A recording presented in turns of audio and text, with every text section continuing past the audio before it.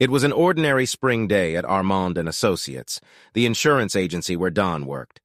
5 years ago, he had left a large office where 60 hours was considered an easy week. His current job was much more laid back, but the agency had a good reputation, which provided enough clients for Don and his family to make a good living. It was a small office with 5 brokers and 10 employees. Don had been working there as a broker for almost 4 years now. He loved his job.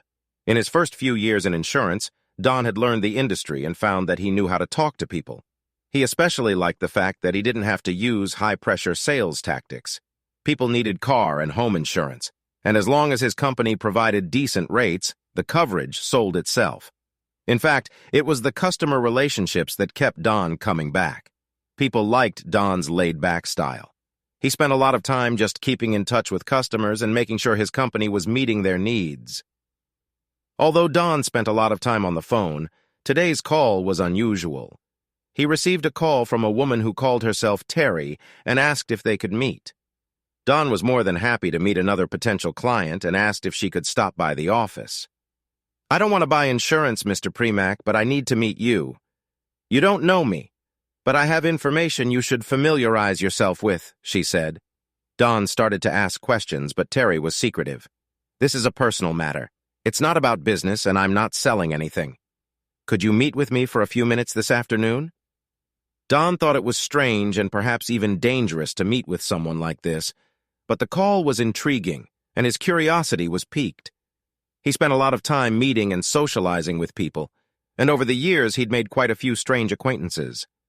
This Terry struck him as well-spoken and sincere. She was secretive, but he thought, "I'll have to go and find out what this is all about." The coffee shop was one of those neighborhood places, not a typical chain store. It was a place to sit and relax with a friend or two, mostly uncomfortable cushion chairs, but there were also a few tables and chairs for those who needed to work. In the late afternoon, the place was empty. 3 students sat at tables with books and papers spread around their laptops. They had their heads down in concentration, and none of them looked up when Don walked in. He stopped a few feet from the door and looked around the room for Terry. Terry had said she would be wearing a green shirt, and she was easily spotted sitting in the far corner in one of the upholstered chairs. Don walked over to her. "Hello, I'm Don Premack." He extended his hand and shook it lightly. "Hello, I'm Terry Dixon," she said with a slight smile on her face. "Would you like some coffee before we talk?" "No, thank you. I don't have much time," Don said in case he needed to make a quick getaway. He hated slick sales tactics, but he knew how to set up and carry on a conversation. Setting the person he was talking to up for an easy getaway was a comfort to both parties in case he had to end the conversation quickly. "Have we met before, Miss Dixon?" They had already established that fact in the previous phone conversation, but Don was just trying to bring Terry up to speed on the conversation. "No, we haven't met," Terry replied, but didn't elaborate. Don could see she was nervous. Don sat down in the comfortable chair across from Terry. "Okay, I'm curious. What are we meeting about today? Your phone call was very cryptic. How can I help you?" Don didn't know Terry, but he could clearly see that she was uncomfortable. Her eyes searched Don's eyes for several seconds. She seemed to be trying to get to know him better without speaking. Don smiled, trying to soothe her discomfort. "I don't need anything, Mr. Premack, but I have some information you should familiarize yourself with. We don't know each other. I don't think we've ever met, but our spouses both work for Devon Construction." The conversation paused for a few seconds. Terry and Don looked at each other. Don didn't know where this conversation would lead, but he had an unsettling feeling. The look on Terry's face expressed deep concern or maybe fear, and that look made Don uneasy. For a moment, they just stared at each other, trying to feel more at ease in this slightly tense atmosphere. Terry started to speak but paused as if searching for a word.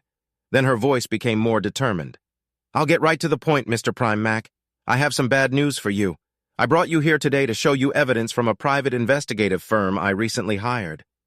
Terry was silent for a few seconds, giving Don time to swallow this little bit of information. Don's previous uneasy feeling suddenly turned to fear. It had been a curious conversation so far, but now his mind was suddenly clear. Now he concentrated, trying to anticipate where this conversation would lead. Each of the roads he foresaw led where he didn't want to go. He looked intently into Terry's eyes. It was as if he was trying to see her words before she said them. He couldn't see her words, but he could see her sadness. "What's the evidence?" asked Don. "Well, as I said, I know that your wife works for Dave in construction and my husband is the vice president of marketing for that company. I'm sorry to break this news to you, but your wife and my husband are having an affair." Suddenly, the room seemed to shrink.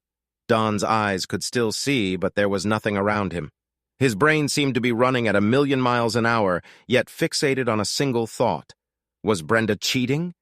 For a few moments, his eyes stared into the void. Whatever visual information was coming into his eyes was not registering in his brain. After a few seconds, Don's consciousness started working again. Finally, he raised his eyes to Terry. His eyes searched her gaze for understanding, but he still saw only sadness. Don wasn't sure he could hold a coherent conversation. He didn't know what to say next. When Terry had first read the private investigator's report, it had broken her heart. Now her heart was breaking again as she watched Don's sadness and confusion. Terry sat like that for about a minute, giving Don time to comprehend what she had heard. "What do you mean by an affair?" Ask Don. What were they doing? For how long? "The private investigator I hired believes the affair has been going on for about a year. They got the information from a couple of Devon construction employees who work with George and Brenda." Don realized that Terry knew his wife's name. That fact made a knot in his stomach. Apparently, they have lunch at least once a week. It didn't take the investigator long to determine they were going to a hotel near the office. Terry pulled an envelope from her purse and held it out across the table. "Here's everything," she said. "I don't have pictures of them together, but we've got audio. We also have phone calls, text messages, and email evidence. My private investigator has been very thorough." "Oh my God," was all Don could utter. It was all too real and happening too fast. He hadn't been sure earlier what this meeting with Terry was for, but he certainly hadn't expected this. He was silent for a moment and stared at the envelope. The name Howard Investigative Service was prominently displayed on it. He had an idea of what was inside, but couldn't bring himself to take it out. Terry noticed Don looking at the envelope. "It's all in there," Terry said quietly. Don didn't know what to say back. He didn't know what to do next, but from what Terry was saying, she had the evidence. Her demeanor was so serious and her sadness so obvious that Don realized what she was saying must be true. Brid. Don couldn't believe that his wife could cheat on him and that she had been cheating for some time. Finally, he spoke up. "A whole year or more, how could I not have noticed it?" "There must have been some signs," Don said aloud, but not really addressing Terry. "I know. I didn't suspect George either. We've always been such a close couple. I was as shocked as you were, Mr. Primack. I only assigned him to investigate because someone from Davin Construction sent me an anonymous letter. Please, you can call me Don. May I call you Terry? We seem to have something in common." "Okay, Don. I plan to meet with George tomorrow, but I wanted you to know first. I'm sure your wife will find out about their exposure right after I meet with George." Her statement shocked Don somewhat. "Tomorrow? Why tomorrow? Can you wait a day or two and give me time to gather my thoughts? I need to think this through. I don't know what to do next, and I need time to think." "Could you wait a day or two?" "Okay, sure, Don. I can wait a few days. After all, I've known or suspected for weeks, but I don't want to wait too long. The investigative people told me that the lovers are planning a trip together in a couple weeks, and I'll be damned if I'm going to let them take a trip like two lovebirds." "Oh, wow. That must be the conference Brenda's been talking about for the last month. When is it? Didn't I?" "I don't know if there's going to be an actual conference, but the private investigators said they have a 4-day cruise for adults booked starting on the 14th of this month." Don was still in a state of shock. How the hell could she do this? We have 2 small children? Terry placed the envelope in front of Don. "This is your copy, Don. I warn you, it's hard to read. It's like a stab to the heart when you realize that someone you love is so deceitful and destructive. I'm so sorry to bring you this news. I wrote my cell phone number on the envelope. Call me when you have time to think about it." Terry seemed so calm, Don thought, but immediately realized that she had known everything for a long time. He had just learned this terrible news, but he already realized that if it was true, his marriage was over. "Thank you, Terry. I'll call you soon. Give me some time to digest all of this. Since I'm asking you to hold off on talking to George, I'm not going to see Brenda until I tell you I'm going to do it. I just don't know what I'm going to do right now. I have some planning to do. Don, I'm so mad at George for ruining our lives. You're in shock right now, but trust me, your emotions are about to turn to anger. I don't know how you plan to handle this, but I will not stay married to a man who cheats on me. I'm so angry I want to make him pay. I would love to get back at that selfish, cheating bastard. I just can't figure out how to do it. I guess I'll just confront him and then divorce him, and he probably won't care. He and Brenda will probably ride off into the sunset, and you and I will be left in the dust. If you have any ideas on how to make them pay, please let me know. Maybe we can send emails to the people they work with. Maybe we can use a private investigator to get more information. I'm just not sure that would work. I'm still working with an investigative firm. Make them pay, question Don, looking around the coffee shop. Yeah, maybe I can come up with something for Terry. I'll think about it. It's all so confusing. Right now, I just don't know. I'm sorry to bring you such bad news today, Don, Terry said, getting up from her chair. Call me if you need anything. I'll talk to you soon. Terry left the cafe, and Don sat for another minute watching the students do their work. What the hell am I supposed to do now? Thought Don. Don sat down and stared at the envelope. Looking at what was inside was the last thing he wanted to do. But he knew it was the necessary next step forward. His way forward lay through this envelope.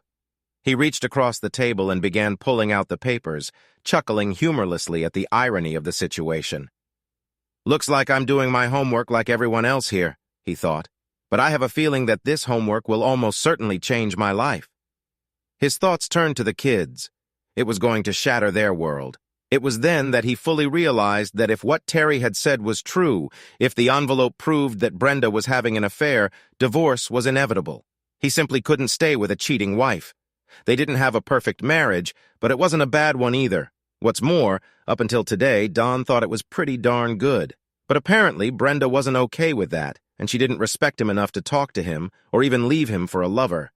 He wondered what part he had played in Brenda's infidelity.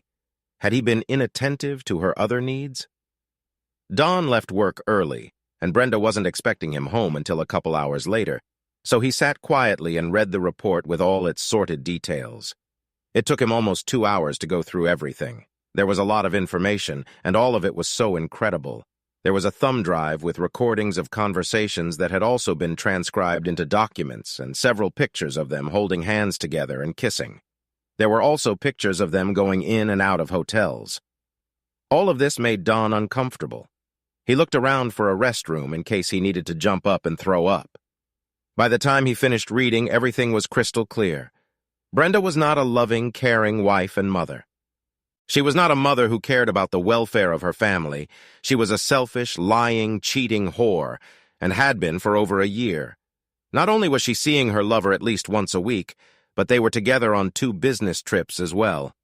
He felt like he knew her almost better than she knew herself, but in truth, he had no idea what kind of person she was. 7 years ago, Don and Brenda had first met shortly after graduating from college. They both worked for a technology firm that provided inventory management services for large enterprises. Don began working on one of the many aspects of the company's services as an assistant product manager. Brenda had been with the company for about a year and worked in accounting. They first met at the company's holiday party in late December. The company was throwing a party downtown, and it was a formal event. "Brenda, you look beautiful when you dress up," Natalie said. Natalie was one of the many friends Brenda had already made at Davin Construction. She and a group of 5 girls decided to go to the party together. "Thanks, Nat. I like to play dress-up sometimes." "Well, you cleaned up well, Bren. That red dress really suits you. It fits your shape perfectly. The guys are going to be all over you tonight," Nat said with a wink. Brenda wasn't sure how many guys would be looking in her direction, but she didn't mind. She didn't usually try to attract guys. With light brown straight hair and brown eyes, Brenda thought her face was pretty enough. But she had always considered herself a little chubby and didn't have a figure that seemed to attract guys. At 5'4" tall, she wasn't as tall as Natalie, and guys seemed to really like short girls. Plus, she didn't often take the time to do her hair and makeup like the others. Brenda preferred to focus on work and go out with friends on the weekends. She was very outgoing, but she wasn't flashy like many around her. When they went out to bars and clubs, it seemed like guys were always more interested in the other girls in her group. Several times when guys hit on Brenda's friends, she got into a relationship with one of them, and more than once, she ended up in bed with a guy. But at a holiday party, Brenda caught Don's eye. She seemed so unassuming, standing with the rest of her friends.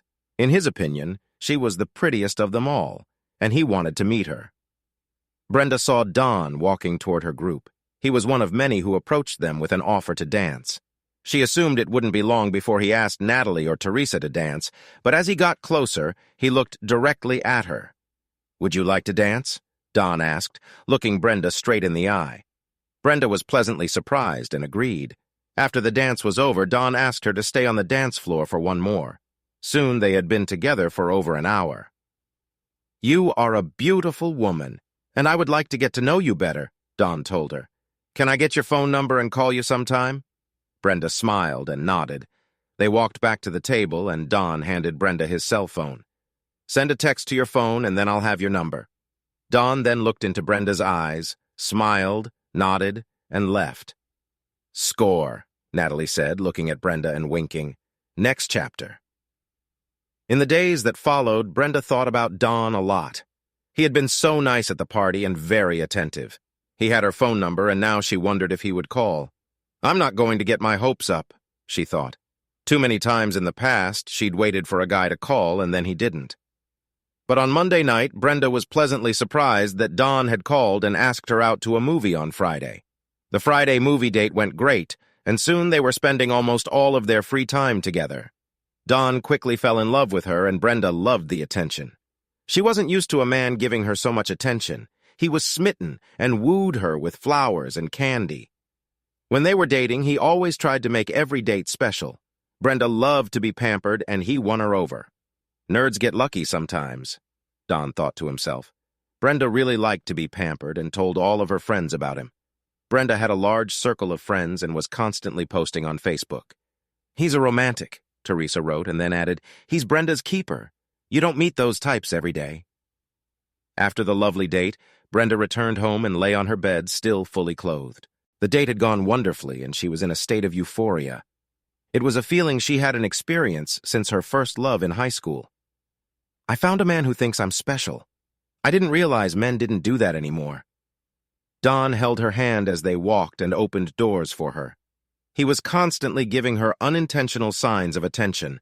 A light kiss on the cheek and her heart sank. Brenda realized that she was quickly falling in love with him. She felt like she was being swept off her feet and enjoyed every minute of it. Falling in love is a wonderful feeling. Don and Brenda had been dating for about a month now and still spent most of their free time together. This Friday night was no exception, but Don had something special planned. "Where are we going tonight?" asked Brenda. "You'll see. It's a surprise," he said as they drove downtown. Brenda was intrigued. Finally, Don started circling, and Brenda realized he was looking for parking. "There are some spots over there," Brenda pointed out. A few minutes later, they were standing in front of the club. The sign said Blue October was performing there.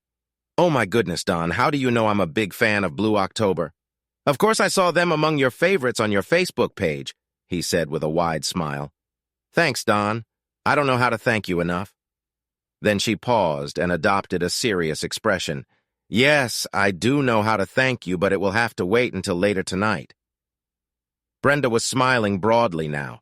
Blue October had lived up to her expectations quite well, and they left the club after a wonderful evening. Later, they went to Brenda's house. Brenda wasn't shy, but with this guy wooing her, she was slower than usual. She didn't want to scare off a man who seemed to want a serious relationship. Still, when they got home, they got down to it. Next chapter.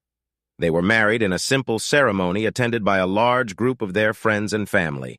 In addition to her family, Brenda's entire social circle attended the ceremony. For the next few months, Brenda was so happy and loved her married life. She was constantly dragging Don to events and parties and posting lots of pictures of their adventures. Brenda loved keeping people up to date on all the little happenings in their lives.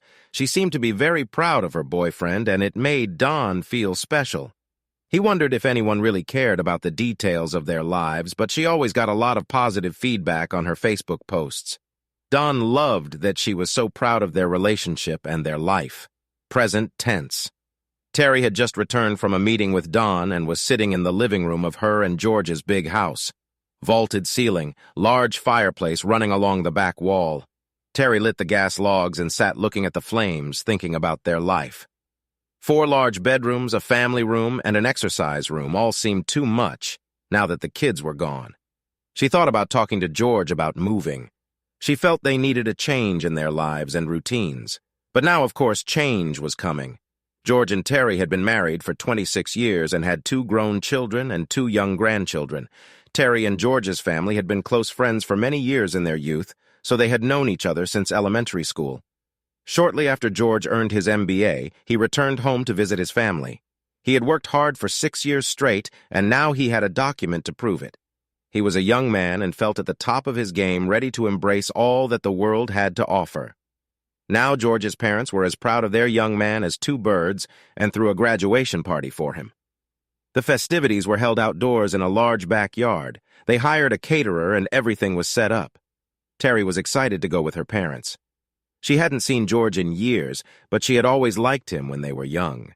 Terry had been too young for him then, but he was always teasing and flirting with her.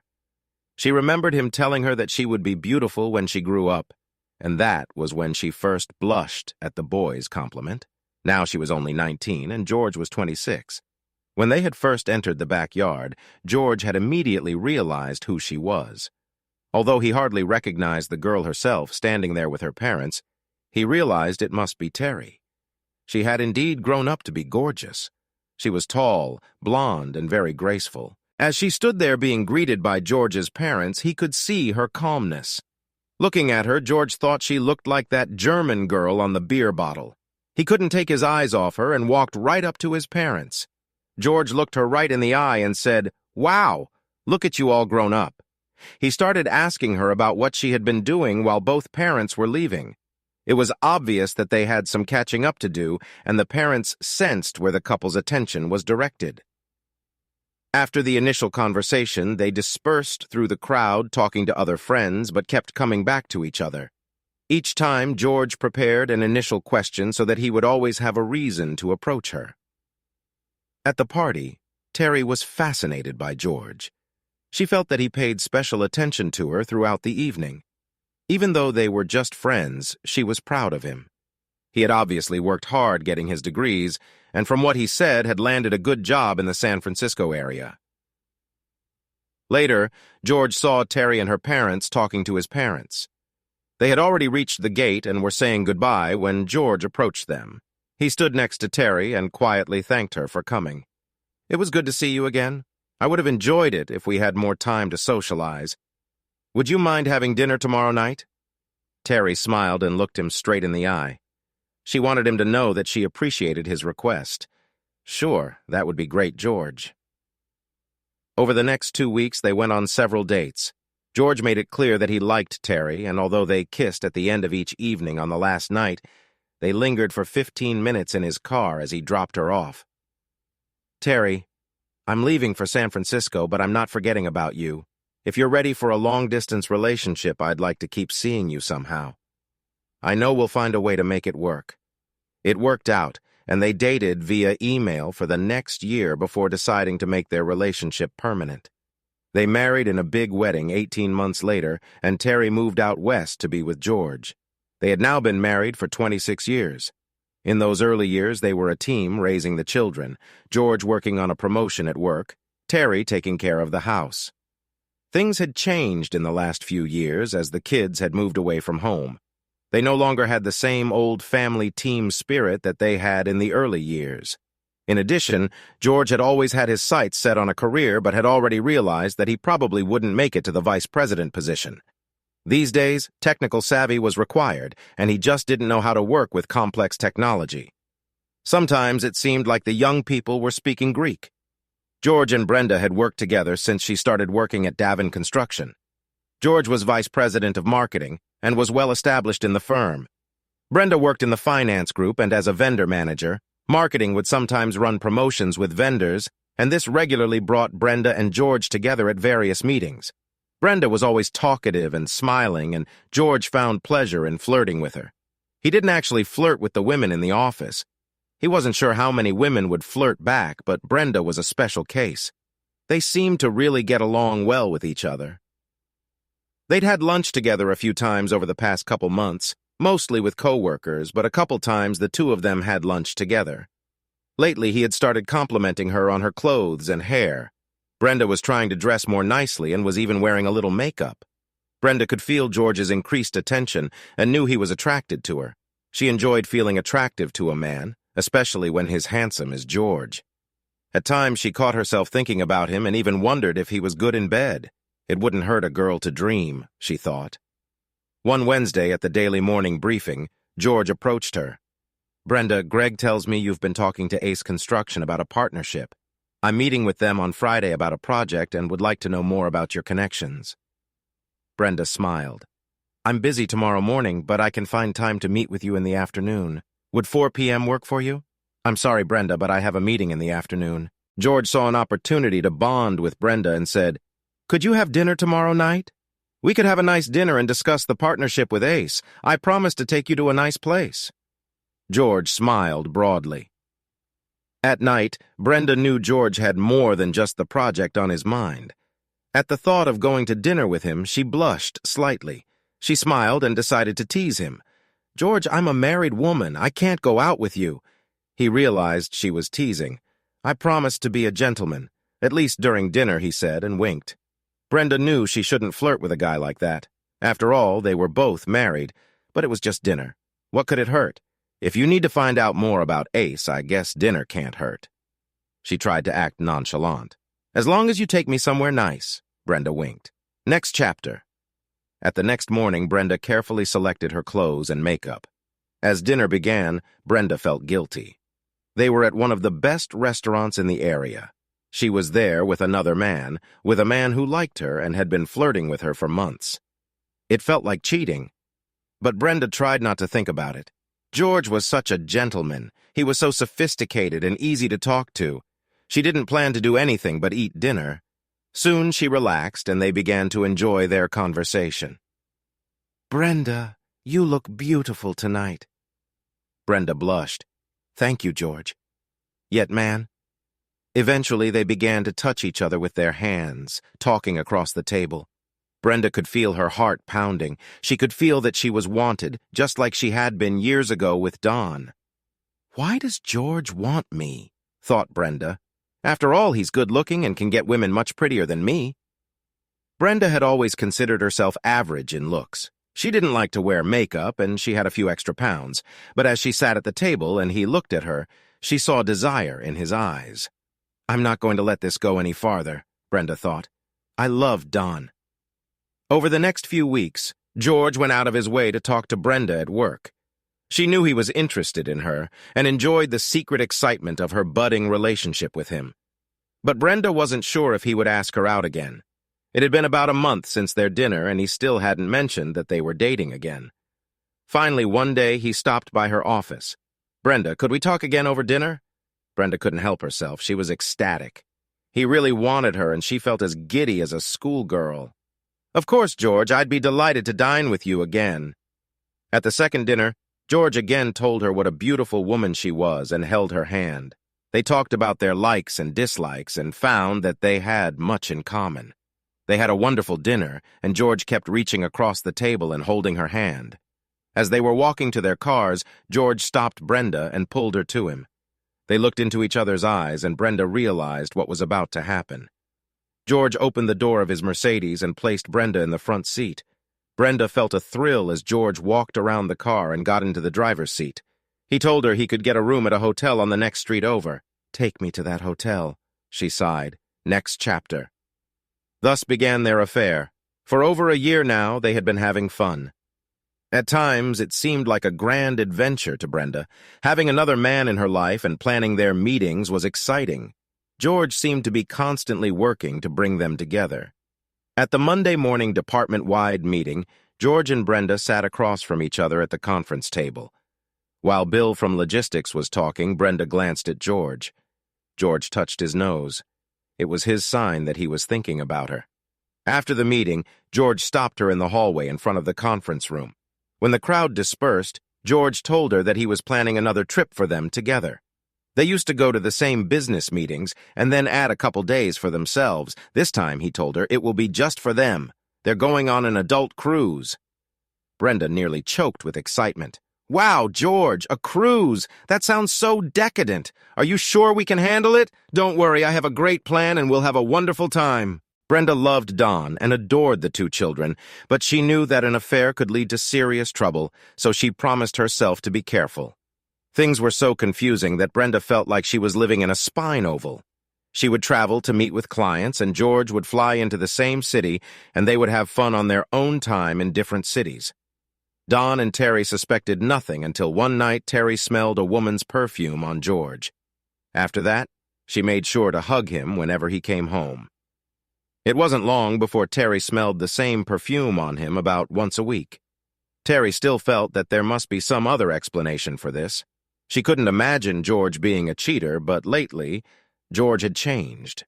The sincerity of his attentions seemed to have been replaced by the fact that he was simply fulfilling his duties. He loved to travel, but they hadn't flown anywhere in over 10 months. It was a record for them without traveling. And then she got that little note. Just a few words, apparently, from George's co-worker, but it had Brenda's name attached to the perfume. Her suspicions were confirmed, and Terry decided to hire detectives. It didn't take them long to find out almost everything about the affair. George had finished his preparations. He and Brenda were going to go on a small cruise. The cruise was for adults only. They were to attend a conference, but George made sure that the company's plans were canceled at the last minute. Then he and Brenda could sneak off on the cruise. Next chapter. Terry, how are you? It was Don calling her from work 2 days after their meeting at the cafe. I'm fine, as you'd expect. How about you? I'm mad as hell. I can't believe what those two are doing. I won't stand for it. I've decided I'm going to divorce Brenda. Yeah, I understand. I'm planning on divorcing George, too. Why don't we talk to them tonight? No, Terry, I have a plan to get back at them. It looks like it's going to end in divorce for both of us, but I have an idea of how we can get a little revenge. Are you ready to get a little revenge on George? Absolutely, Don. It would be nice not to be just a patty in this mess. What's your plan? Don and Terry met again over a cup of coffee, and he told her the plan. Yes, we're going to let them have an adult cruise, but it's not going to be like they planned. For the next 2 weeks, Terry and Don worked out the details of the plan. The fateful day came, and George and Brenda left for their conference in Miami. That morning, Brenda was about to walk out the door as Don stopped her. Brenda, I have loved you for 10 years. I love our life and our 2 beautiful children. I give you my whole self in this marriage, and I believe you do the same. Brenda thought Don sounded a little strange talking, but she was distracted. She was worried about missing her flight. Of course I do, Don. I love you with all my heart. Don just stared into her eyes. The words he spoke didn't even seem to reach Brenda. He saw what a lying, cheating horror she had become. She cared little for their marriage, her family, and himself. What a selfish bitch, Don thought, but decided to give her another chance. Brenda, maybe you should skip this conference and stay home with the kids and me. Since they aren't expecting you at work, we could take the kids to an amusement world and make it a family outing. How about that idea, Brenda? Just me and the kids? Don, it's too late to back out now. I have to learn our new accounting system, Brenda lied. My boss will be furious if I don't go. Don looked at her with regret. He knew it was just another of her many lies. Lies like she'd been telling all last year. Screw her, he thought, and looked directly at her. Have a wonderful time, Brenda. Next chapter, that George and Brenda were on their cruise ship waiting for it to depart. Brenda called Don. I'm here at the hotel for a conference. It's going to be busy days, but I'll try to call you in the evenings. I love you, Don. It was a short call, and Don realized they couldn't wait to get to their cabin as soon as possible. George and Brenda didn't realize that they were already being watched and photographed by 2 private investigators. Within a couple hours, they were already sending pictures to Don and Terry from the ship. Soon, Don began receiving pictures of his wife cheating on him with George at the pool. Don put the plan into action. He called Terry and told her it was time to temporarily disconnect George's cell phone. They both had joint calling plans, and the phone companies were more than willing to suspend service to George and Brenda's phones. "So let's start the game," said Don aloud. He logged into Brenda's Facebook account. Logging in was easy. Brenda used the same password for most of her personal accounts. Don posted pictures of the lovers by the pool. He muted the nudity, but it was obvious that she wasn't wearing a top. Along with the photos, Don posted the following. Facebook post. "I loved Don. He was a good husband and father, but I decided to have a lover. I don't care if Don divorces me. As you can see, my new boyfriend is a real man, and we are going on a cruise this week. What do you think? Isn't he handsome? And he's a vice president of the company I work for, so I'm moving up above the old Don. In fact, I think I've forgotten about him already. I'll try to post more pictures tomorrow. And a Facebook post." Don was counting down the time. 321 and then hit the send button. It was fun to watch all the responses over the next few hours. What the hell? What? Friends were writing on Brenda's page saying she was out of her mind and asking how she could do that to Don. Everyone was telling her she was crazy and asking how she could publish that shit. Most of the replies to the post had just one word: disconnected from friends. It worked out just as he'd planned. Don didn't know how long it would be before someone found a way to contact Brenda, but with her phone disconnected, it wasn't going to be easy. A few hours later, Don's phone rang. It was Brenda's sister, Carla. Carla had always liked Don. "Hi, how are you, Carla?" "No, I haven't heard from Brenda since last night. She's at a conference in Florida." "No, I haven't heard anything unusual." "Everything's fine. Should I be worried?" "Okay, I'll tell her you called." "Yes, I expect her to call tonight." "Okay, bye." And that Carla said she would call Brenda and then call Don back. Don texted Terry and told her that he had made Brenda's first Facebook post. "Go check it out," he suggested. "Here's the link to her page." At that, Don disconnected the phone and went to bed. Waking up the next morning, Don got the kids ready for school and turned on his phone.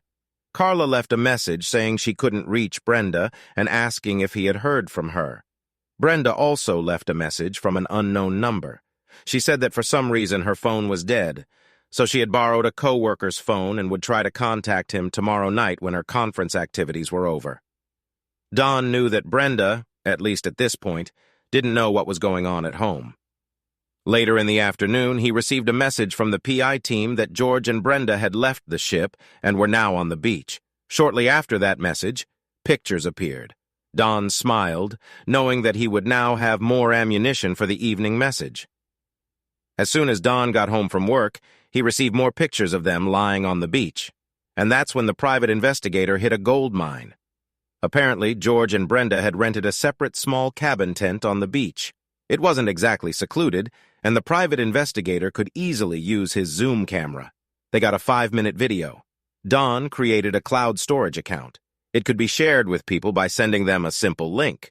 He also gave the private investigators the ability to send messages to that account, and they sent the video and all the photos there. Don watched the video that the private investigators posted to the cloud account. "Now I have everything I need." Anger boiled in Don's brain. "I'm going to burn your cheating ass to the ground, and I'll do it in front of all your friends and family." Don checked Brenda's Facebook again, and was surprised at how many responses had come in since last night. There had been a few nasty responses from Brenda's friends earlier, but now it seemed everyone was piling on. Wait until they see the next posts, Don thought to himself. Or Don posted a few more pictures and then wrote like he was Brenda again. Facebook post, "Why is everyone so mad? George, my new lover, is a nice guy and very rich. To show you what kind of lover George is, I'm going to post all the pictures and the new video we shot to my cloud account. I think it turned out pretty good. Take a look and let me know what you think. Oh, by the way, I haven't told Don about all of this yet, so please, Mom, to see my photos and videos, just go to..." Then the cloud account web address was added. End of Facebook post. Okay, Don thought to himself, this should put an end to all illusions about Brenda as a loving wife and partner. Now everyone will know she's a cheating wife who doesn't care about her husband or her family. Now I have a lot to do, Don thought. He made an appointment with a divorce attorney for the next day. He went to the bank, withdrew half the money, and put it in a separate account. In the evening, he canceled all the credit cards. An hour later, Carla was already on the phone with Don. "Oh my God, Don. Brenda's lost her mind. I assume you've already seen her Facebook posts." Yes, Carla, I saw them this morning. Why didn't you tell me what was going on last night? I wasn't sure what was really going on. I couldn't believe Brenda made that post. Don, have you seen her latest posts? Don wanted to confess everything to Carla, but he needed a little more time. No, Carla, I've decided I don't want to see anything more from that horror sister of yours. I'm sorry, I'm taking out my anger on you. It's just that she stabbed me in the back and I'm done with her. Don, she posted more pictures and a link. She even posted a video. Is she out of her mind? How could she do this to you? Everyone is calling me because they can't reach her. Don, I have to ask you this. Is she getting back at you? She caught you cheating and this is her revenge? No way, Carla. I swear to God, I have never not once cheated on her. I don't know why she wants to be a whore, but apparently she does, and she wants everyone to know it. Have you been able to get in touch with her? What does she say? No, Don, her phone is still going to voicemail. I tried calling the cruise line. They said Brenda Primack is not registered on board. Do you know this George's last name, Don? Obviously, she must be registered under his name. No, Carla, I don't, and I don't care either. I don't care if she never comes back. If you do talk to her, tell her I have to tell the kids what's going on. I'll spare them the details and just tell them we're splitting up. I can't risk them finding out from someone else, and apparently everyone knows. Okay, Don, I'm sorry about everything. Even if she was cheating, why would she let the whole damn world know? Don, you're a good guy. You don't deserve this. I don't know why Brenda's acting like a whore. Don's phone rang again, and it was Terry. My God, Don, you really destroyed them with those pictures, and I can't believe they videotaped them. It was really hard to watch. Everyone at Devon Construction knows about those ads. Brenda's social circle was full of people from work, and the whole company is buzzing about their cruise adventure. About 10 of our friends have already called me expressing their concern and support. Terry, we have everything we need, so I think it's a good idea to get their phones back on. It won't be long before they know the concert is over. Then they can try to come back, or maybe they'll just stay on the cruise. I don't care. Don, do you really think we did the right thing? After all, their affair has gone public. I think George might even lose his job. I doubt they'll fire Brenda, but all her friends now know about her affair. Hell yeah, we did the right thing. They're liars and cheats, and they disrespected us all last year. They deserved it. Their friends and family now know them for who they are. All we did was expose what they were doing. We didn't force them to have affairs. Call me cold, Terry, but I'd give them more if I could figure out how to burn them even more. I'll divorce that bitch so fast it'll make her head swim. To hell with her. To hell with them. Don, I've loved George for so long. It's just hard to realize it's over. Terry, I would understand if Brenda came to me and told me she wanted to move on with her life, or wanted a divorce to find another man. It would be hurtful. But she would respect me and I would respect her wishes. But the way they go on with their lives, they went on a cruise together, for goodness sake. It's like they're rubbing our noses in it. They were out there having fun on some sandy beach while I watched the kids and went to work. Terry, you're a wonderful woman. You raised your children and now you spoil your grandchildren. What did George do to you? He pushed you aside when he thought he could get some young woman. With your looks, you could have had all the men you wanted, but did he? Terry, let me ask you this. Did you ever cheat on George during your marriage? No, Don, I didn't. Well, then here goes. I'm sure you've received a lot of courtship in your time. I'm sure many men flirted with you, hoping it would lead to something, but it didn't. You committed yourself to marriage, and now you got stabbed in the back for it. My advice to you is to get a good lawyer and do the paperwork. I'm meeting with my lawyers tomorrow. I've already started the divorce, Don. I've already talked to them, and they're preparing the preliminary papers. Good for you, Terry. I know you're right, Don. It's just hard to believe my life will be so different now, but I guess the other one will be better. Better because the life I lived was an illusion. The reality is that George doesn't really love me and is having fun with other women. You're right, Don. Screw George to hell with both of them. I hope they rot in hell. Okay, Don. I'll call the phone company and tell them to put George's number back on. I'll also call the private investigators firm and let them know their work is done. That night, after putting the kids to bed, Don watched SportsCenter and finished his second helping of deliciously sweet rum and Coke. The phone rang. It was Brenda calling. Don sent the receiver to voicemail. For the next 2 hours, Brenda tried to call Don about every 15 minutes. Apparently, she was leaving voicemails as well because Don could see the number of them growing. She knows it's a done deal, he thought, and disconnected the phone. Don went to bed, but he couldn't sleep. He knew the next week was going to be a busy one. In the morning, he was going to tell the kids that he and Mom were having problems and would no longer be living together. It was going to be one of the hardest conversations of his life. He knew they would be confused, and he made sure to prepare himself for their many questions. And Terry was right. This massive change in his life was not going to be easy. Don hoped that he would be able to get joint custody of the children. Sharing time with them would be the hardest part. He knew it wouldn't be easy for Brenda either. She might be a cheater, but she was a good mother to the kids. And as angry as he was at Brenda, he still felt love for her. She was smart and witty. They always knew what each of them was thinking and always enjoyed each other's company. He realized that it was possible to hate and love a person at the same time. What a screwed-up situation, he thought. Don just wished her cheating had never happened.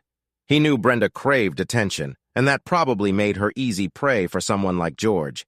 He knew she needed help to some extent, but he never thought of her as selfish. God, my opinion of Brenda has changed in the last few weeks. She really is selfish. She actively takes advantage of everything I have to give and then does whatever she wants. She doesn't care about me or my feelings, Don thought to himself. I'm just helping her raise the kids, helping around the house. Looking back, Don couldn't understand why he hadn't noticed this before. Had he really been blinded by love for 10 years? How could he have been so stupid? I'll never let it happen again, Don thought. I believed she was the person I would grow old with. What a pipe dream. I was an idiot. Next chapter. Brenda's phone lay on the counter in their cabin on charge and hadn't made a sound for the past 3 days. Now, shortly after the cruise headed back to the States, the phone started making different noises. She picked it up and realized it was working again. What the hell? I seem to have 23 messages. Both Brenda and George realized this was not good news. What's going on, Brenda? Why do you have so many messages? Oh God, I hope nothing happened to the kids. Brenda began to panic. She saw that many of the messages were from her sister, but none from Don. Not knowing how to feel about it, she pressed a button and the phone dialed Carla's number. What the hell is going on over there? Were the first words Brenda heard. Carla hadn't finished speaking yet. How the hell could you post that shit on your Facebook page? Are you out of your mind? Brenda was totally confused. Why was Carla so angry? What is this crap on my Facebook page, that garbage about you being on a cruise with your lover George? How could you do that to Don? What about your kids? Brenda was stunned. She felt her legs growing weak. Staggering, she stepped back and sat down on the small couch in their room. She couldn't speak, and George could see the reaction on her face. Brenda tried, but nothing came out of her mouth. Brenda, are you still here? What the hell is going on? Carla, how do you know about George and the cruise? Brenda still couldn't understand what Carla had said.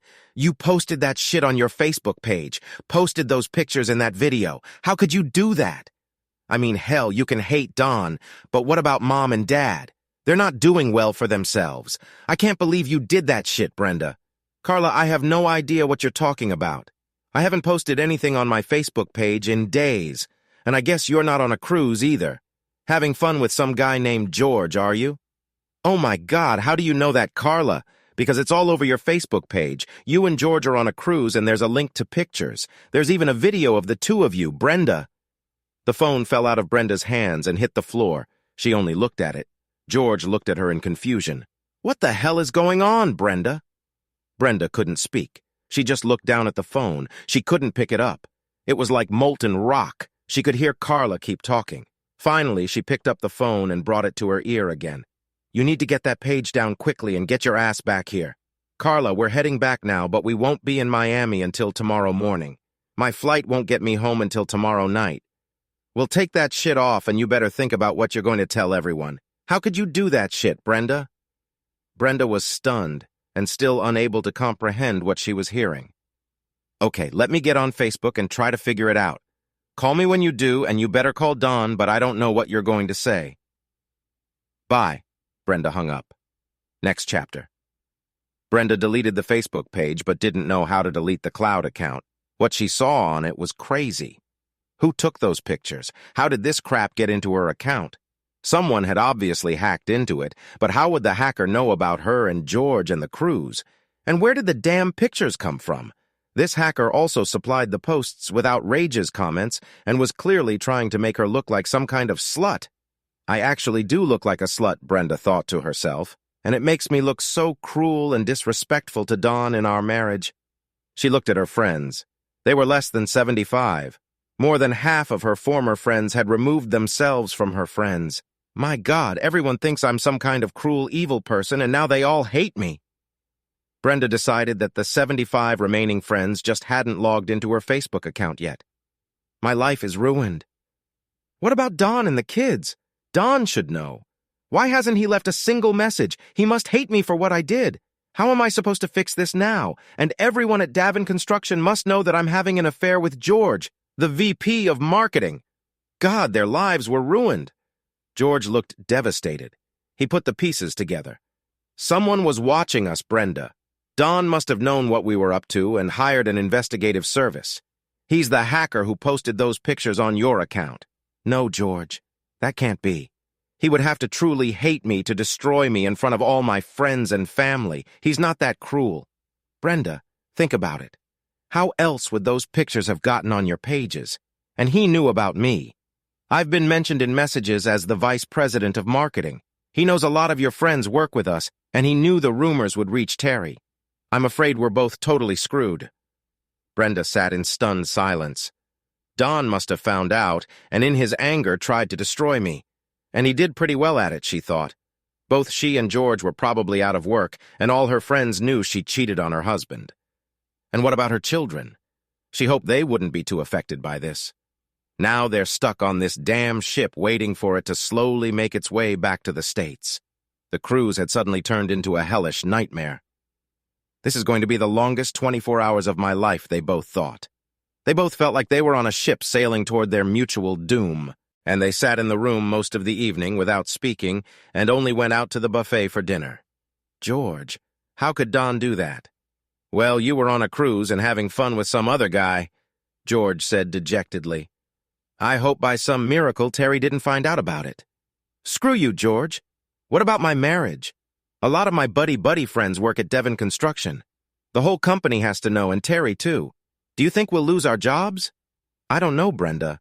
I don't even want to think about it right now. Just thinking about what Brenda had said made George numb. He just sat there with a blank expression on his face and remained silent. They both knew what awaited them upon their return. Their lives were rolling into the abyss, and all they had to do was sit still as the boat slowly made its way back to Miami. George, I don't want to, but I just have to call Don. I have to tell him this whole thing was a mistake and find out if he posted this crap. That evening, Brenda repeatedly tried to call Don, but he didn't answer. The next morning, she tried calling again, but thought he was avoiding her. She was surprised when he answered on the second call. Hi, Brenda. How's your conference going? Don, you know very well I'm not at the conference. I know you've seen my Facebook page. In fact, you're the one who posted that shit, aren't you? How the hell could you do that?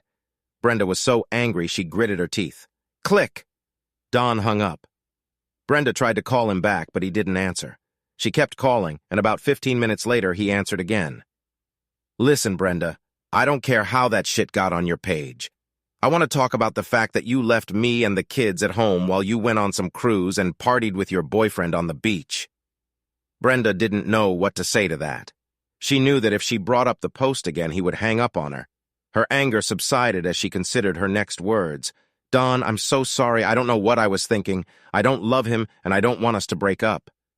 I need to... Brenda, I don't care what you need. I need to understand how you could do this to your family. Why do you think this behavior is acceptable? Don could hear her crying. Brenda, I don't need to hear you cry. I need you to explain why you did what you did. Brenda could only sob. Oh my God, Don. Oh my God.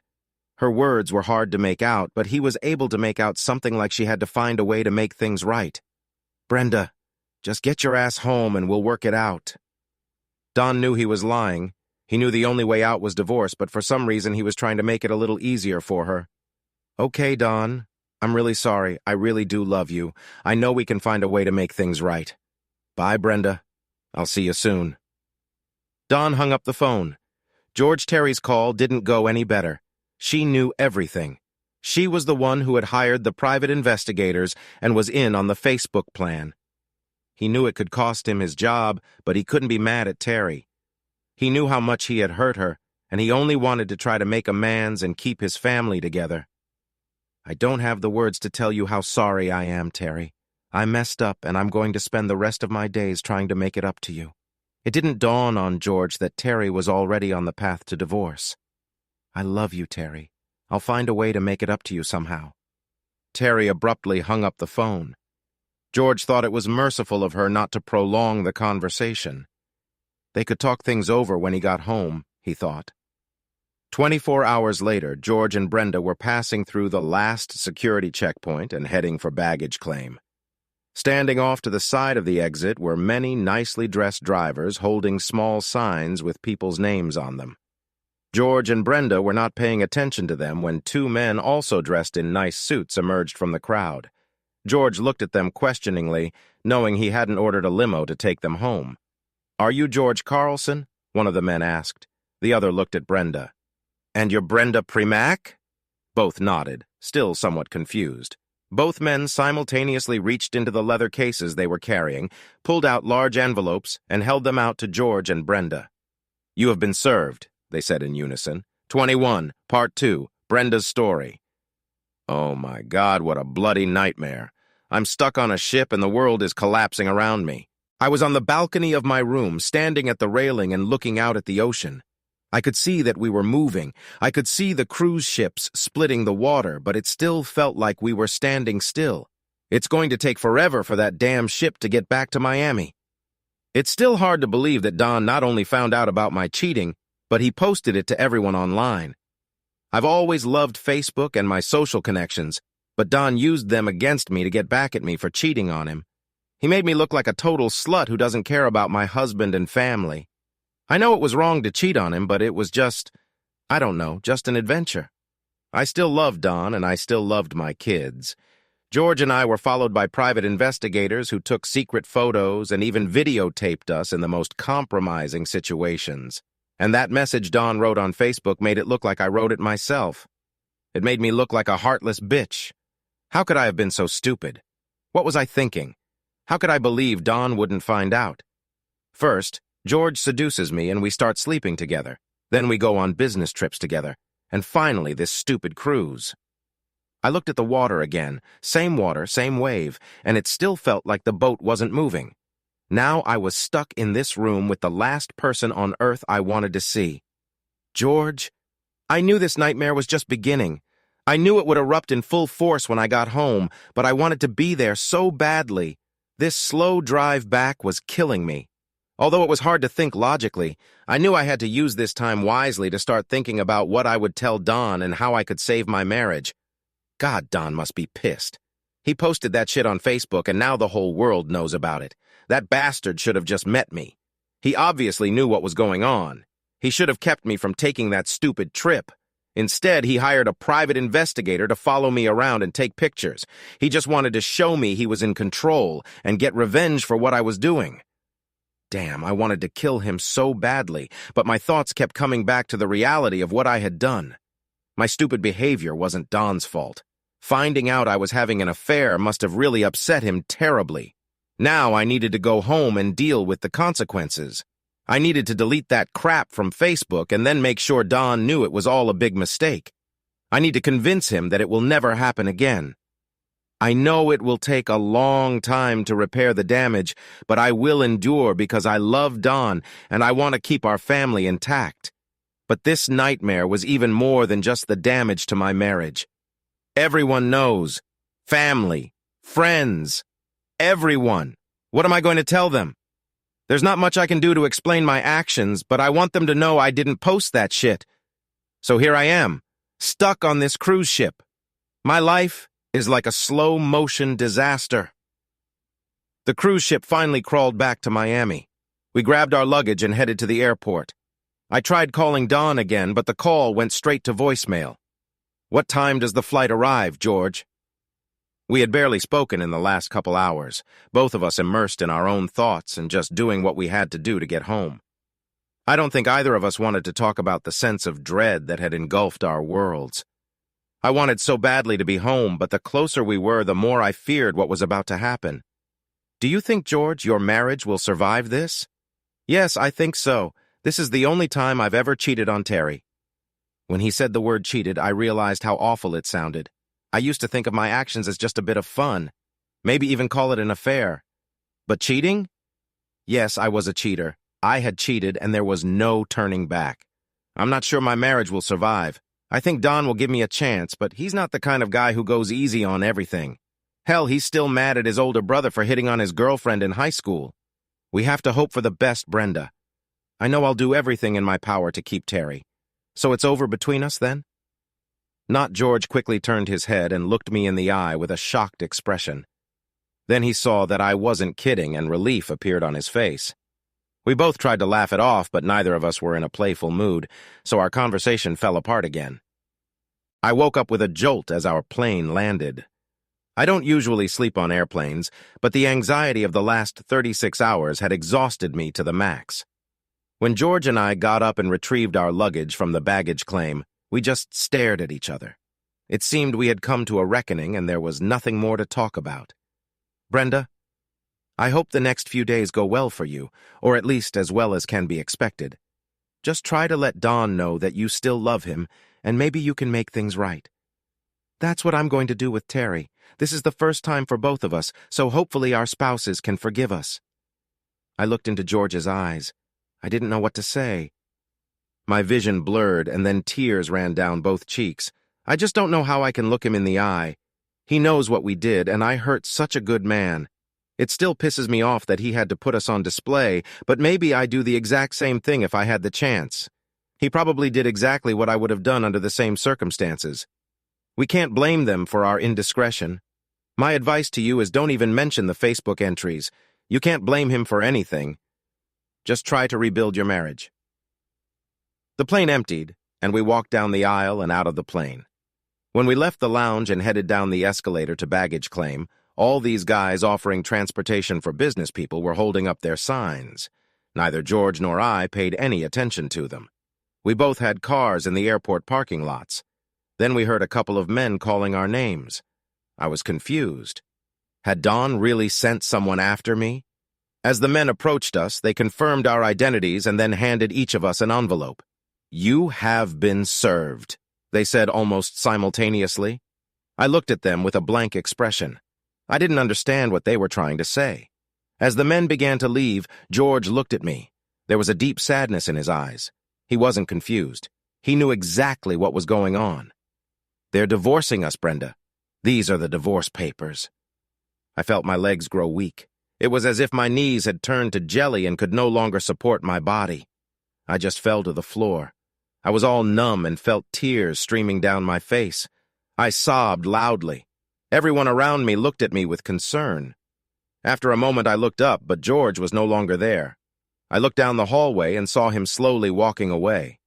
45 minutes later, I picked up my car and drove confidently to my house. I texted Don to let him know I was on my way. I'm sure he needed to prepare as much as I did. Earlier, George had advised me to repair the marriage, but now it looked like Don was headed for divorce. But that didn't mean there wasn't still a chance. I was going to give everything I had, hoping it wasn't too late. I barely remembered the drive home. My mind was spinning, but there was no way I could come up with a coherent strategy. All I knew was that I needed to go back and talk to Don. All that damn waiting on the way back, and then I was finally on the street where I lived. It was early evening, but the sun hadn't set yet. Don always parked the car in the garage, so I couldn't tell if anyone was home. Doomsday was about to begin for me, and I felt a wave of nausea roll through my stomach. Maybe he'd changed the locks and wouldn't let me in. I didn't know what was in store for me, but I finally made it home. As I approached the door, I paused for a second and listened. There were no sounds coming from inside. I grabbed the handle and turned it. It was locked. Was I right? Had he changed the locks and wasn't going to let me in? I put the key in the door and he turned the lock easily. I pushed the door open and immediately realized no one was home. The house was dark in the evening light. No dawn, no kids running to greet me. I dragged my luggage inside and turned on the hallway light. "Hello? Is anyone home?"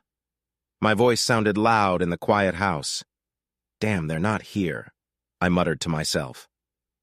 I left my luggage by the door and started walking around the house. Nothing was out of place, but the silence kept me on my toes. At least Dawn hadn't packed up and left me yet. I walked up the stairs heading towards our bedroom. When I reached the kids' bedroom, I turned around and looked inside. The beds were unmade and toys were scattered all over the room. I had put my selfish desires before my family, and now I could lose it all. Seeing the kids' bedroom, toys scattered across the floor, Chelsea's pink blankets and Trevor's transformer sheet made me feel unreal. Could I really lose this reality? My family? Would I really not be welcome here anymore? I felt my legs fail me again, and I grabbed onto the doorframe to support myself. Sobs overwhelmed me again. I don't know how long I stood there crying, but I finally realized that I needed to check to see if Don had packed up and left. Maybe he took the kids to his parents' house and then packed up his stuff and left. I walked down the hallway and into our bedroom. Looking around, I realized that nothing had been touched. Don hadn't taken any of his clothes. I felt a glimmer of hope that maybe this was a positive sign. Finally, I walked down the stairs and into the kitchen. I'd eaten almost nothing for the past 2 days and decided that eating would help me clear my thoughts. On the table was a folded note from Don. Okay, here it was. At least I'd know what was going on. The note was short and to the point. Don was informing me that he and the kids were at his parents' house. Tomorrow was Sunday, and he said he'd stop by in the morning so we could talk, and then I could see the kids in the afternoon. Oh my God, I had to wait even longer. Why is Don doing this to me? It seemed like this punishment was going on indefinitely. Although deep down, I knew it was probably just beginning. I knew our conversation would be brutal, but I was determined to endure it and let him know that I still loved him. I had never stopped loving Don, but somehow I had found myself caught up in George's advances. I knew I needed to delete this crap from Facebook, so I went to our home office and logged into my account. Looking at what Don had written, and in a way that made it look like I had written it, I was beyond mad. I knew I had heard him, but damn it, he had just destroyed me with his postings. It made me look like a total uncaring slut. I deleted the post and decided I needed to post an explanation. Facebook post. I just wanted everyone to know that I didn't make the posts you've seen recently. My account was hacked. Yes, I did a horrible thing. I had an affair with a man, and I'm not proud of it, but I certainly didn't post the evidence in public. I'm sorry you had to witness that. End of Facebook post. I logged off the computer and walked up the stairs to my bedroom. I didn't even have the energy to lift my luggage. I collapsed on my bed, still in my clothes, and started crying again until I finally somehow fell asleep. The next morning I woke up in my clothes, but I had managed to get under the covers overnight. The clock showed only 7 in the morning, but I didn't know what time Don was coming in, so I crawled out of bed. It was only then that I realized I was still wearing yesterday's clothes. I undressed and went to the bathroom. Everything around me felt strange. Being in my house alone, showering in an empty house on a Sunday morning, the wistful feeling of having messed up my life returned. But now I wasn't crying. I was more in shock that Don was coming soon, and I had no idea what I would say, and more importantly, what he would say. Would he consider not divorcing me? I realized that I still hadn't looked at the papers I had been handed. What were his terms? I should have at least familiarized myself with them before he showed up. That thought gave me purpose for the morning. After taking a shower, I went down to the kitchen and made coffee and toast. Butter and strawberry jelly on toast was always my favorite, and after failing last night, I almost gulped down the food. I pulled out the newspapers and started going over what might become of my life. I'm no lawyer, and there was a lot of legal nonsense in the papers, but it looked like he wanted 50-50 the year's joint custody of the kids. We'd split the proceeds of the house. Damn, this is what 9 years of marriage has come to. I felt like I was reading a death certificate. I knew I had to find a way to somehow slow down Don's attack. I might have to get a lawyer to review these documents. I started to go back to them to examine them in more detail when suddenly I heard Don walk through the front door. I pushed myself away from the table and rushed into the living room. "Don, you're here!" I couldn't think of anything else to say. We just stared at each other as I moved toward him and opened my arms. I wanted to hug him. I had never needed a hug from anyone in my life. He looked at me expressionlessly and said nothing. As I moved closer to him, He reached out and pointed his palm at me. He pushed me away, and the hug was not meant to happen. I stopped 3 feet in front of him and, looking him straight in the eyes, began to cry. Don, I'm so sorry about what happened. His facial expression I couldn't understand. He looked angry, but even more he was confused. What did he expect me to say? Did he really think I still didn't want him? Oh God, I felt terribly sorry for this man, and I had messed up his world. I felt like the scum of the earth. I had ruined a good man's life, and now he was standing here not knowing how to deal with his cheating wife. I stood there looking at the man who had embarrassed me in front of my family and friends, but I couldn't have any negative feelings for him. I was the one who had messed this up, and I needed to find a way to make it right. Don, say something. Call me by my name. Tell me how I screwed up. But please, just talk to me. Brenda, how could you? How could you just throw our marriage away? I thought you loved me. He stopped talking and just looked me in the eyes. There was genuine confusion read on his face. He was asking a question and expecting real answers, but I had no idea how to answer them. I'm sorry, Don. What about me? He asked. I thought you loved me, and it never occurred to me that you would have fun with me. I mean, never. I thought we had something beautiful. I froze in place and then mouted. I don't know, Don. I wish I could give you answers, but somehow I just let him seduce me and things got out of control. I didn't feel like I needed anyone else, but when George started flirting with me, I got hooked on the feeling. I let it go too far. Yes, Brenda, that's the understatement of the year. You ruined our marriage. I mean, what the hell? I just stared at him. I could feel the tears rolling down my cheeks. What could I say? So he continued, What about the kids? Don't you care what happens to them? They're going to grow up in 2 different families now. Oh my God, Don, please, you have to change your mind. Please don't divorce me. I never had feelings for George. It was just my stupidity. I don't want a divorce. I love you, and I promise with all my heart to find a way to make it up to you. Could you please postpone the divorce and give me a chance to prove to you that I love you and will never do anything like this again? Please. If you can't do it for me, do it for the kids. Screw you, Brenda. Now you're trying to take it out on me. If I don't take you back, I'll ruin our family. Am I going to be responsible for putting the kids in a broken home? No, Brenda, there's no going back. You need to pack your things and go. I'll bring the kids back this afternoon.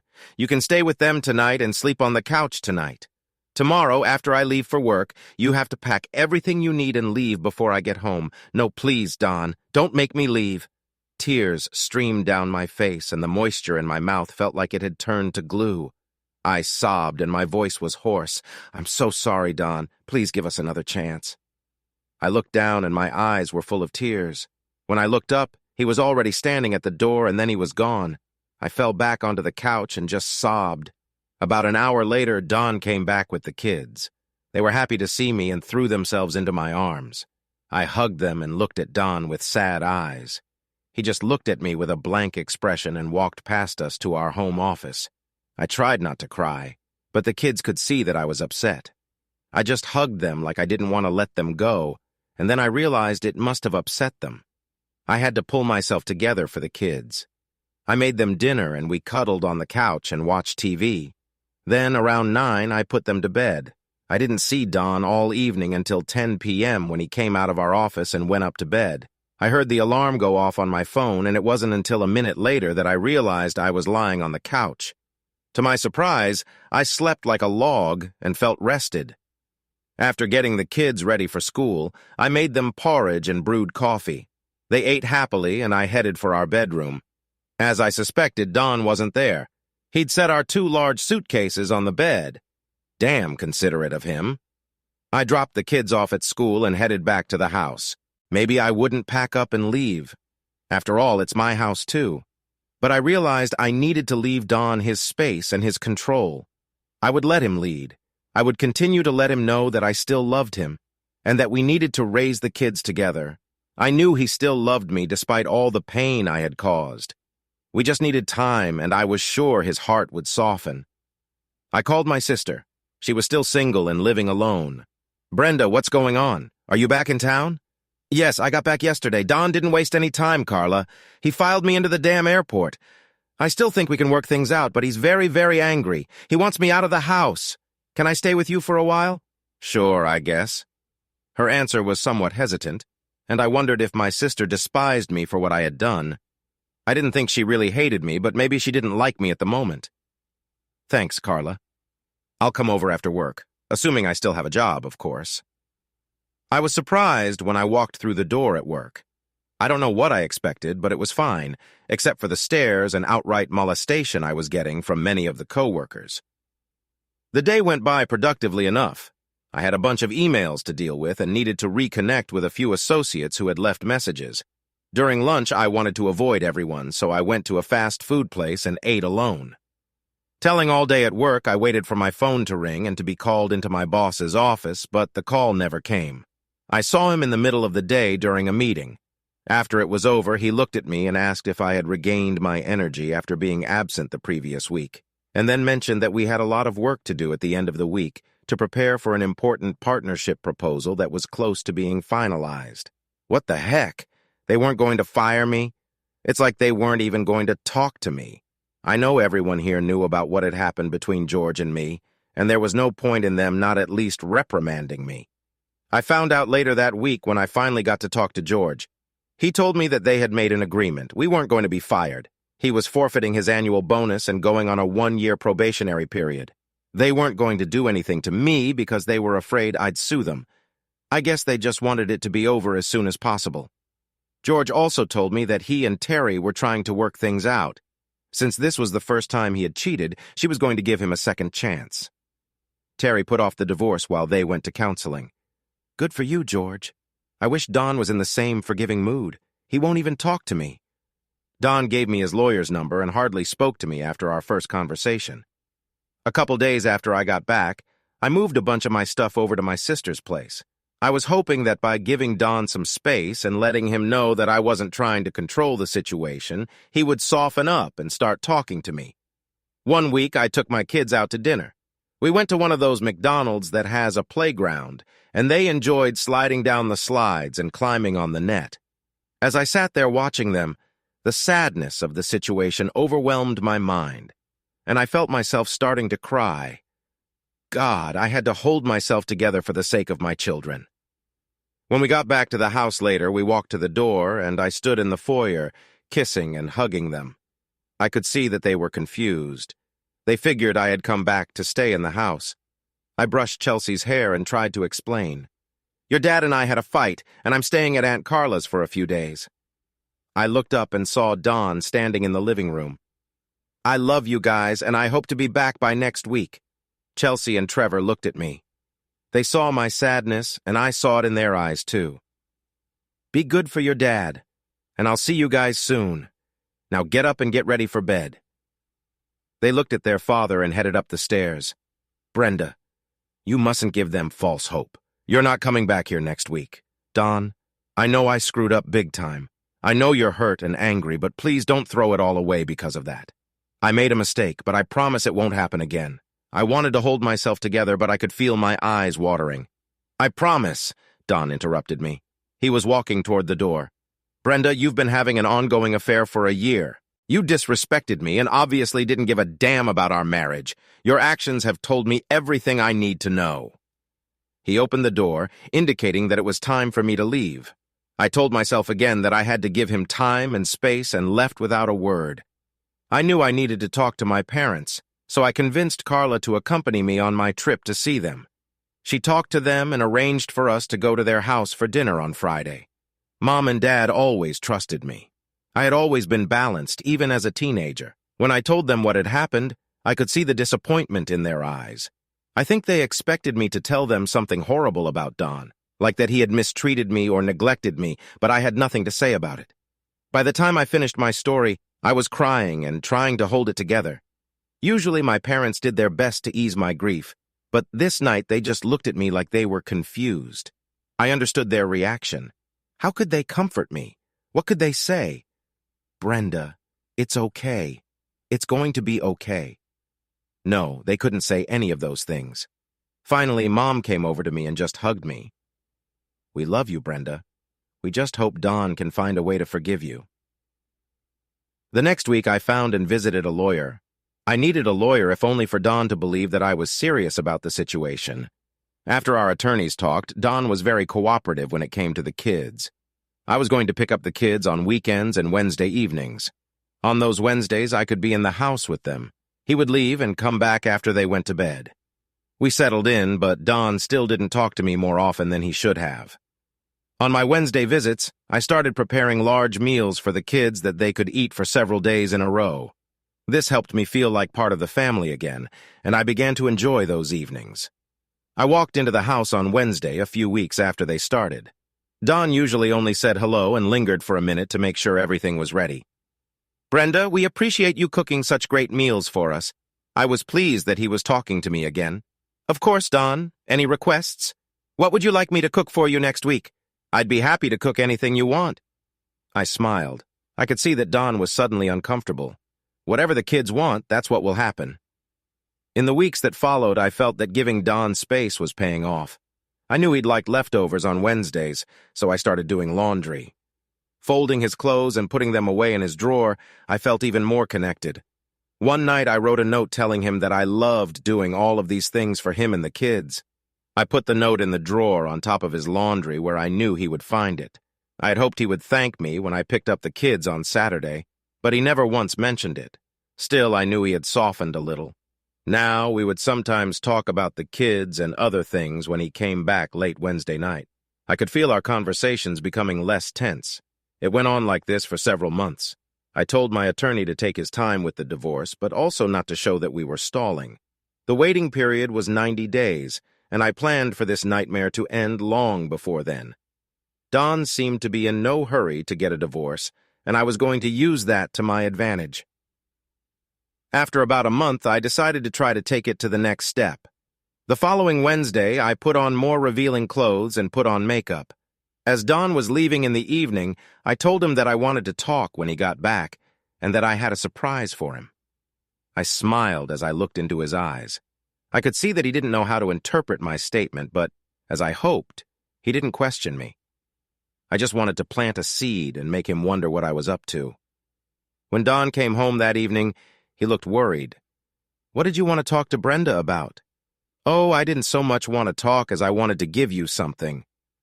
I smiled broadly and looked him in the eye. Don's gaze traveled down my body, and I realized he was wondering if I was going to give myself to him. Actually, I had planned to, but I wasn't going to yet. "All right, it's it, Don. You didn't think I'd forget your birthday, did you?" I pulled out a small box and held it out to him. "Brenda, you didn't have to do that. Don, you're still my husband, at least for now. Please accept this gift." I looked into his eyes. He responded and smiled. Taking the gift, he opened it and revealed a beautiful Omega Seamaster watch. I knew he liked to wear quality watches, and this one was his style. I stood next to him while he opened the watch. I wanted him to smell my perfume. He put it on and looked at me, smiling. I realized he was at the End Zone, a local sports bar, and I could smell the alcohol in his breath. This was my chance. "There's something else I want to give you, Don." He didn't bother to ask what it was, just looked me in the eyes. "Don, I've missed you so much these past months. I've missed our time together." I stepped closer. Don just stood there. There was a flicker of indecision in Don's eyes. "Don, please don't think about this too much. I'm not asking to move back in. I just want us to be together today on your birthday. Please take me upstairs. I know you need this, and so do I." He took my hand and pulled me up the stairs. After all the activities and fun, he said, "Brenda, I'm sorry, but I just can't do this. We can't be together again. I just don't know how I can trust you again. You'll cheat on me again. I just know you will." He threw on his clothes. Suddenly, fear was in my voice. I felt tears come to my eyes. "Stop, Don. I'll never do that again." "Oh, God, stop, Don." I jumped up and tried to wrap my arms around him. I didn't know why he was putting his clothes on, but after putting them on, he rushed down the stairs and out of the house. I ran after him and found myself in the living room as he was closing the front door. I went to the window and saw that he was already in the driveway and backing out. I fell to my knees. I just sat there and sobbed. How could this night end so horribly? After a few minutes, I rushed into the bedroom and grabbed my phone. "Please, Don, please just answer it." Thank God he answered. Don, what's wrong? Where are you? Please come back. Brenda, just stay in the house tonight. I'll be back later. I just need a time to think. I'm sorry, I panicked, but I'll come back later. Can you do that? Sure, but please come back soon. You scared me. Okay, I'll be back in a little while. I just need some time to think about it. I love you, Don. Next chapter. I was awake for at least a couple hours before I dozed off. I slept in our bed and hoped Don would wake me up by crawling back in, but that didn't happen. The next morning, I got up early and expected him to at least sleep on the couch, but he never came back. I made coffee and grabbed my phone to call him when I heard him come back through the door. I headed into the living room, and when he saw me, he stopped and stared at me. He looked like he hadn't slept a wink. Oh my God, Don, where have you been? I went to the park and slept in the car. I'm sorry I lost my temper last night. Everything that was going on in my head just overwhelmed me. It's my fault, Don. I seduced you with my birthday gift idea and took it too far. I hope I didn't ruin the progress we were making. Why don't you grab a cup of coffee and take a shower? Then we can talk. When Don stepped out of the shower, I realized he didn't have anything nice to say. Brenda, I just can't do this. I can't keep thinking about you over and over again. After you cheated on me, I was sure it was over between us, and for the last couple months I felt lost. Your absence from my life has been like a huge hole. I knew Don was really worried, but I hoped this conversation would end for the best. But it wasn't meant to be. Don told me that he thought that if we got back together, even though we were going to make it work, it would be very difficult for both of us. He said it would take years and would probably end badly. I put down my coffee and started to cry.